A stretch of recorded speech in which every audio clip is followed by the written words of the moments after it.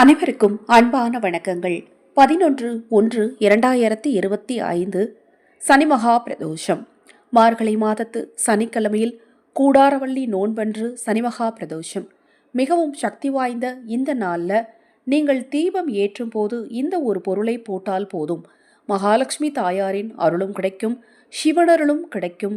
நீங்கள் தெரிந்தும் தெரியாமலும் செய்த பாவங்கள் நீங்கும், முன்னோர்களின் அருளும் கிடைக்கும். அது என்ன பொருள், எந்த நேரத்தில் தீபம் ஏற்றணும் அப்படிங்கிறத பற்றி இந்த பதிவில் தெளிவாக பார்க்கலாம்.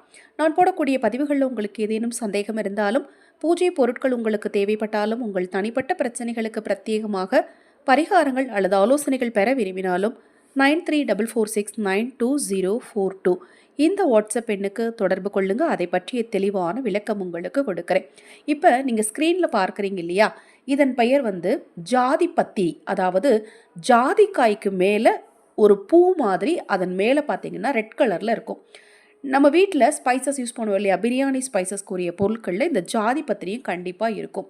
இந்த ஜாதி பத்திரியை எடுத்து, இந்த ஜாதி பத்திரி விலை கொஞ்சம் அதிகம், அதாவது நீங்கள் ஒரு 50 ரூபாய் 100 ரூபாய்க்கு வாங்கி வச்சாலே ஒரு வருஷத்துக்கே வரும். இந்த ஜாதி பத்திரிக்கு ஆகர்ஷண சக்தி ரொம்ப ரொம்ப அதிகமாக இருக்குது. இதை சில குறிப்பிட்ட நேரங்களில் போட்டு நம்ம தீபம் ஏற்றும் போது நம்மளுடைய பணத்தட்டுப்பாடு நீங்கும் அப்படின்னு சொல்லப்படுதுங்க.